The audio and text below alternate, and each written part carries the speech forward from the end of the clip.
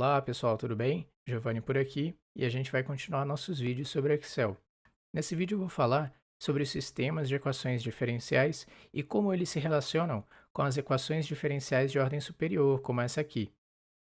Tudo começa com a gente entender o que são sistemas de equações diferenciais e por que eles são diferentes de equações diferenciais independentes, vamos dizer assim. A gente tem aqui duas equações diferenciais que, a princípio, podem ser duas equações independentes, mas se a gente olhar mais atentamente, vamos ver que elas não são.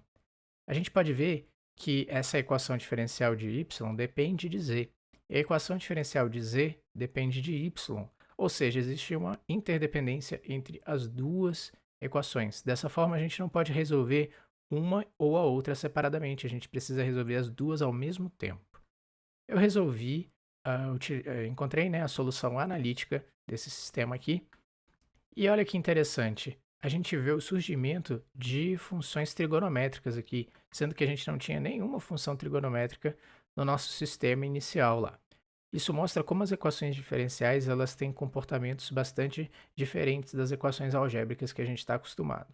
Além disso, a gente pode ver aqui que para x igual a zero, a gente vai ter essas condições iniciais. Então, os sistemas, eles também têm condições iniciais. E a gente pode ver que, como é um sistema de duas equações diferenciais, a gente vai precisar de duas condições iniciais. Se fosse um sistema de três equações diferenciais, precisaríamos de três condições iniciais, e assim por diante.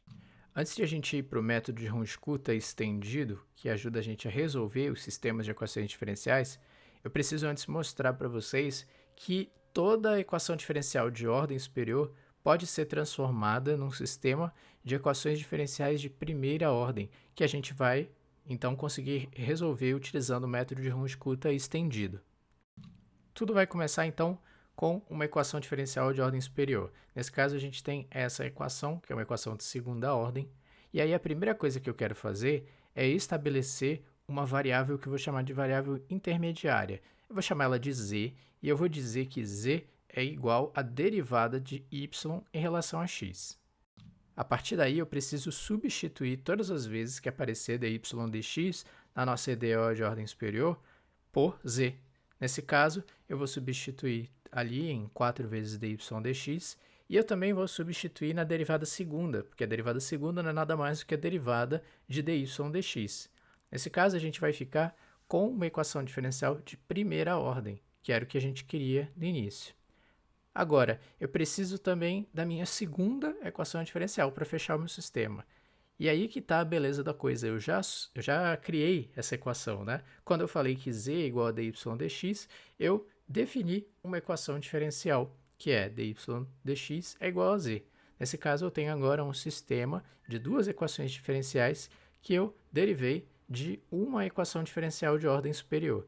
E vejam que eu posso fazer isso com qualquer equação diferencial de ordem superior, inclusive ordem 3, ordem 4. A única coisa que vai mudar é que eu vou substituir outras variáveis intermediárias, vou ter que criar mais variáveis intermediárias, mas no final o processo de a gente fazer é o mesmo.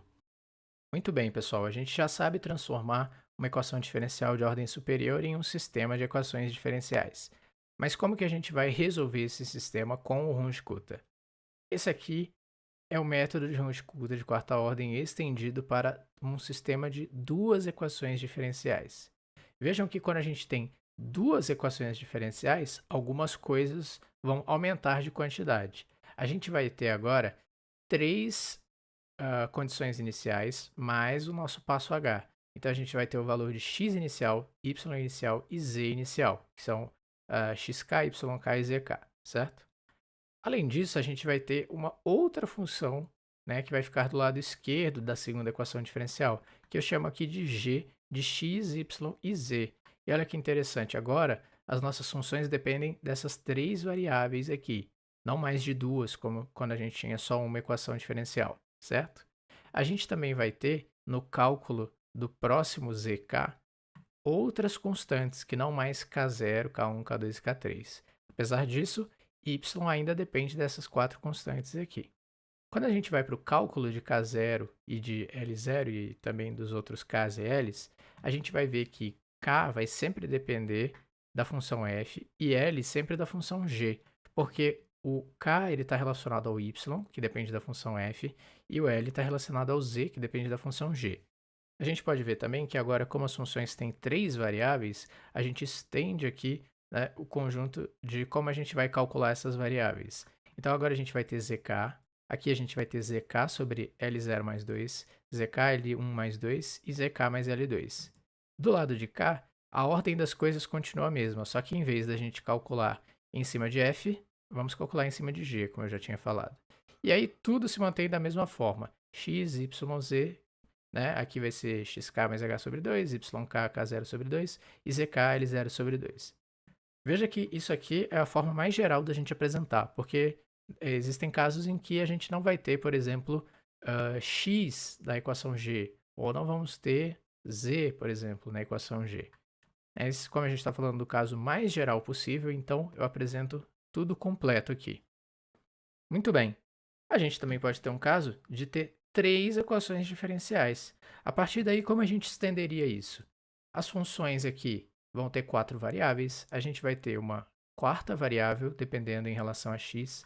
Essa quarta variável vai ter outra função, que não é f e g, e essa outra função vai gerar mais 4 constantes, que não vão ser nem k nem l, vai ser, por exemplo, uma constante m, m0, m1, m2 e m3, que vai depender das outras constantes, como a gente tem quando tem duas equações diferenciais. Então, tudo vai se estendendo mais dentro aqui do cálculo das funções. E aí a gente também vai ter mais um valor inicial, né? Vamos ter aqui a mesma dependência, só que através das novas constantes que a gente vai gerar.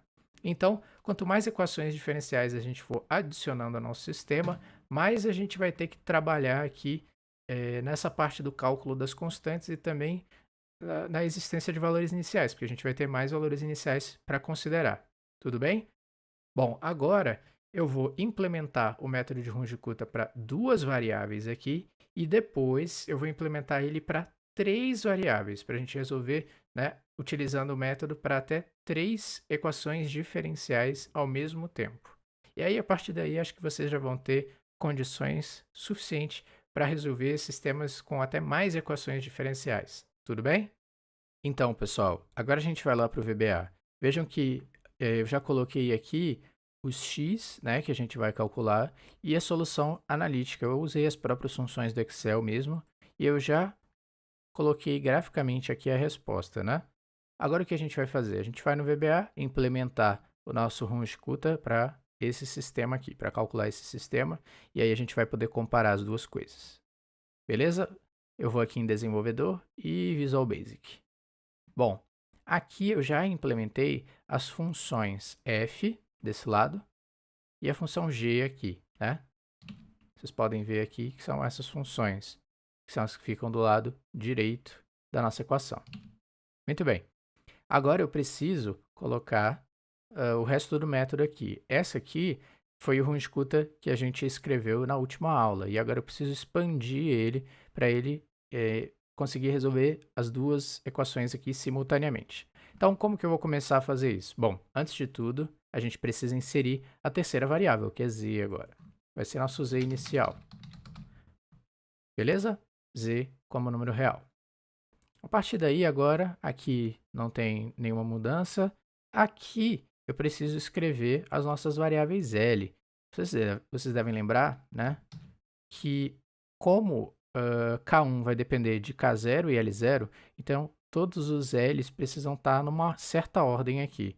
O meu L0 vai ter que vir antes do K1, então o L0 vai vir aqui. E aí, qual vai ser a diferença agora? Bom, antes de tudo, a gente tem que colocar ZK no final das duas aqui. E essa aqui vai ser da função 1 e aqui da função 2, certo? Que é exatamente a f e a g. Aqui, de forma semelhante, a gente vai ter L1.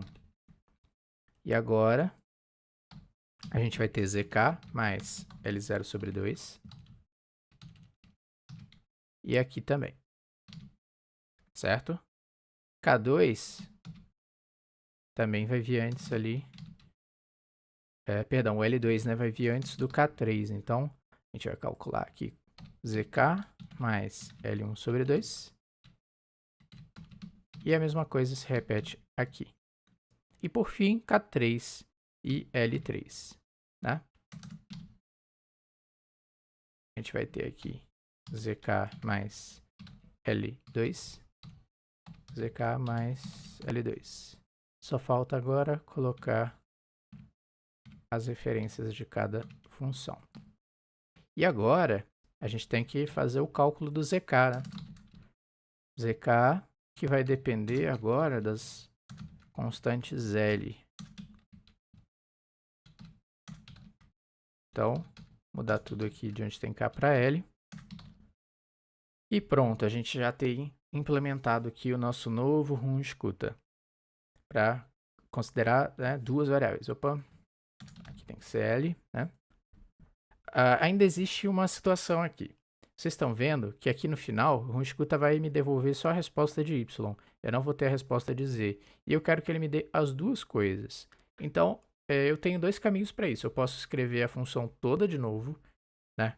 Um lado para Y e outro para Z. Só que isso vai fazer com que eu recalcule todas essas coisas duas vezes, sem necessidade. Eu já vou ter calculado tudo isso aqui, né? Ou eu posso fazer de um jeito mais esperto, vamos dizer assim. Eu não vou gastar tanta memória do computador. Como que eu vou fazer isso? A primeira coisa que eu vou fazer é mudar o tipo de dado que a gente está trabalhando aqui. Aqui ele está como double, que seria um número real, né? Eu vou trocar para algo ainda mais amplo, que é o variant. O variant ele vai me permitir colocar qualquer tipo de dado aqui, inclusive matrizes, vetores, strings, que são texto, né? E por que eu quero fazer isso? Porque eu quero que a minha resposta aqui receba um vetor agora, um vetor que vai ter duas informações, yk e zk. Então agora, antes de escrever tudo aqui, eu preciso criar o meu vetor. Como que a gente vai fazer isso? No Excel, a gente escreve dim, de dimensionar, e dá um nome para o nosso vetor. Vou chamar ele genericamente de vetor. Agora eu vou abrir parêntese e escrever as variant também, porque eu quero que os dados que entrem nesse vetor também sejam, né, possam ser várias coisas. E agora, qual o tamanho do meu vetor? Tem que ser um vetor que tenha dois espaços para eu escrever duas coisas, né? Aí eu escrevo regim de redimensionar, vetor, abre parênteses, e aqui eu coloco 1A2, 1, 2, 2, né? Então, agora a gente tem um vetor, foi criado um vetor aqui dentro da memória do computador, que ele tem dois espaços, e a gente precisa ocupar esses espaços. Como que eu vou ocupar? Bom, depois de ter feito todo o laço aqui, eu quero que ele me dê, né, que o meu vetor, o primeiro espaço do meu vetor, então vetor, abre parênteses 1, ele vai ser ocupado pela variável yk. E o segundo espaço do meu vetor, o espaço vetor 2, vai ser ocupado pela variável zk. Agora, em vez de Runskutta receber yk, vai receber o meu vetor inteiro. Beleza? Agora sim a gente está pronto para utilizar isso aqui na planilha. Então vamos lá? Beleza, pessoal. Então eu já reservei um espaço aqui para a gente utilizar nosso método numérico, né? E agora a gente tem que tomar um certo cuidado, porque a gente criou uma função matricial. É uma função que ela vai, né, retornar uma matriz de dois valores aqui. E aí, quando a gente está trabalhando com matrizes no Excel, a gente não pode fazer da mesma forma que a gente fazia com funções de uma variável. Então, como eu vou receber dois valores, e eu já sei isso de antemão, eu vou selecionar duas células aqui. Nessa célula, que está mais à esquerda, vai vir automaticamente o valor de y, e na célula mais à direita vai vir o valor de z. Agora eu vou colocar igual e vou escrever Runskutta. E aí eu vou botar minhas variáveis. Então, o x inicial é 0, o y inicial é 2, z inicial é 4, o meu passo é 1 milésimo, e qual é o valor do meu x final? Eu quero que seja esse valor aqui, para poder comparar, né? Então, eu vou referenciar essa célula aqui. E aí eu fecho parênteses, mas eu não clico em Enter ainda. Se eu clicar em Enter, ele vai me retornar só o y aqui. Eu quero que ele me retorne o y e o z. Então, como é uma função matricial, eu vou usar o comando que o Excel tem para executar funções matriciais, que é Ctrl, Shift e Enter. Agora sim, vocês veem que funcionou porque tem a chavezinha em volta aqui da nossa função.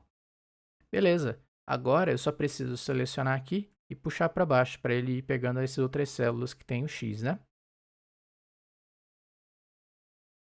Se vocês observarem, a gente tem precisão, né, na própria vírgula, então todos os valores estão iguais. Inclusive, eu já preparei o gráfico aqui para ele receber todos os valores. E vocês podem ver que os valores numéricos, seria o y numérico e o z numérico, estão exatamente em cima dos nossos valores analíticos. Então, não tem, o erro é muito pequeno, né? Praticamente não tem erro. Visualmente, a gente não consegue ver a diferença entre o analítico e o numérico.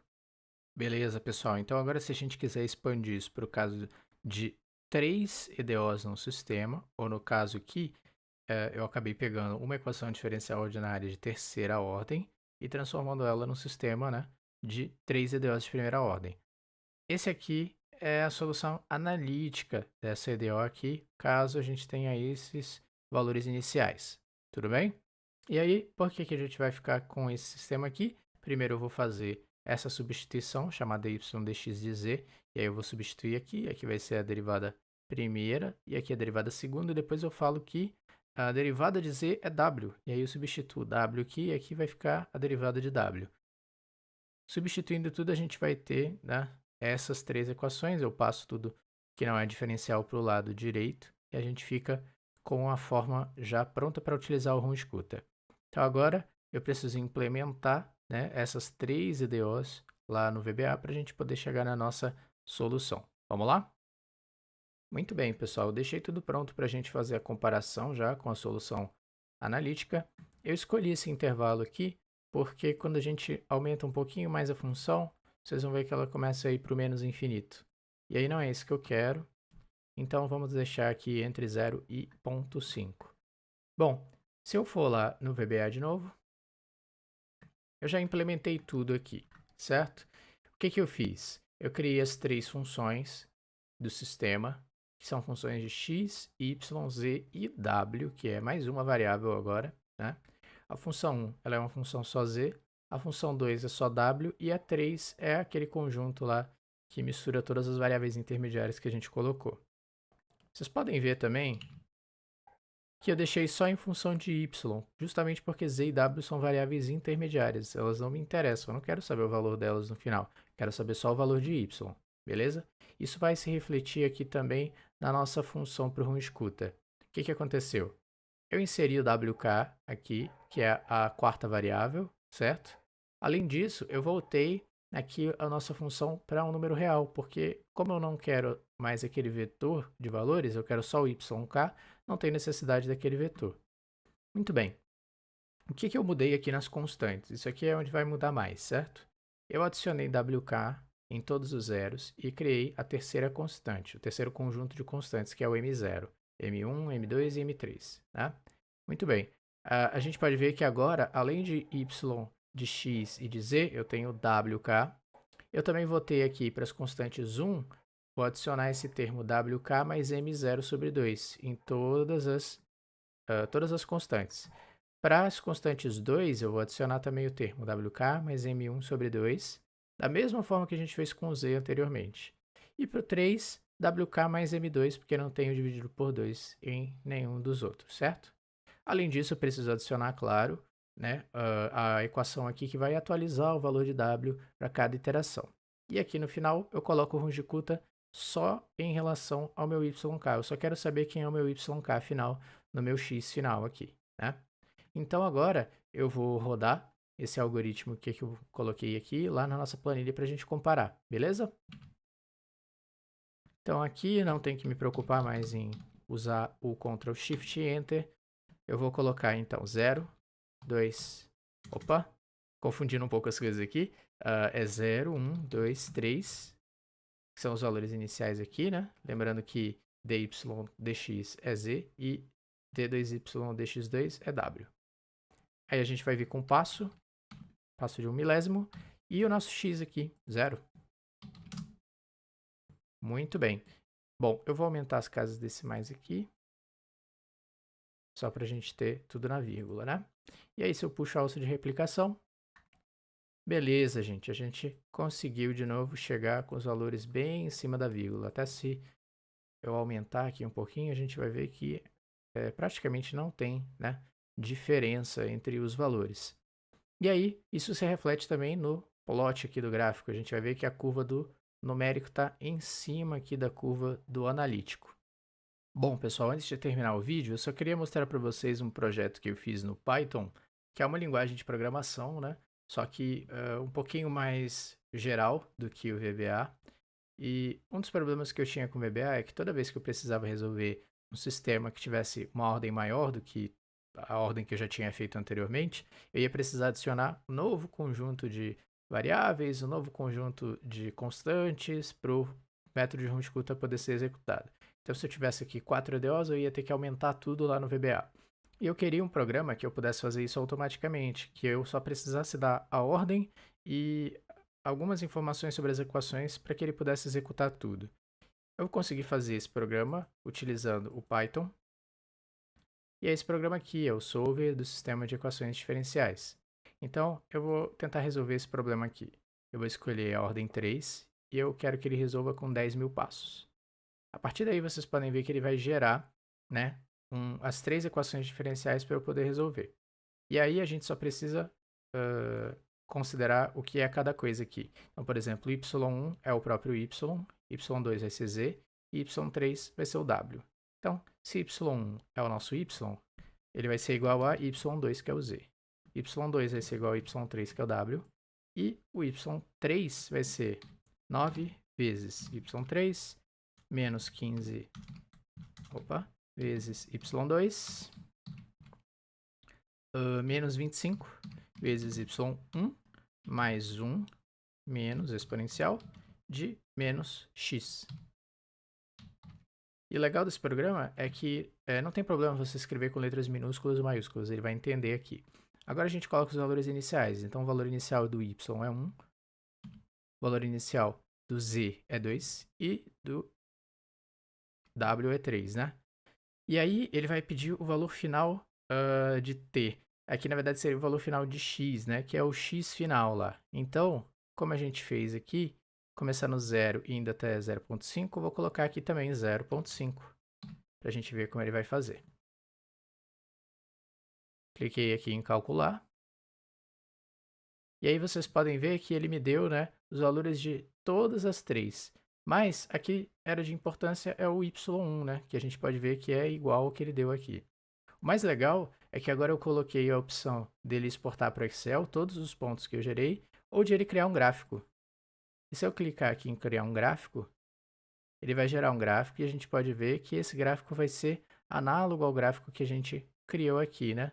Só que, como ele está aqui numa resolução um pouquinho maior, porque ele teve que acomodar tanto o y2 quanto o y3 no mesmo gráfico, né? Não vai ficar da mesma forma que a gente colocou aqui. Mas vocês podem ver que é o gráfico aqui do y1, né? E aí a gente tem liberdade aqui de mexer nesse gráfico.